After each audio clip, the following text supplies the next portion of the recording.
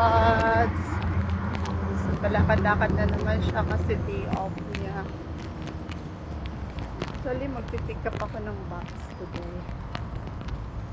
Kasi magpaka-box ako sa Philippines. So, ayan. So, today is Friday pa lang dito sa Canada.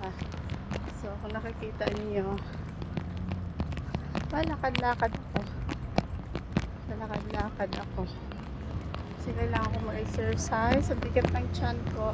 Diyos ko, ang dami ko yata kinain today. So, today's video, ayan. So, ang oras ngayon is magsi 6 o'clock na ng hapon. So, syempre, maaraw pa rin dito sa Canada. So, ayan. Papunta the way there. Ayan. So, ang haba ng lalakarin ko. Punta ako sa mall. May bibilhin ako. Dito na lang. And see you for the next video. Bye. God bless.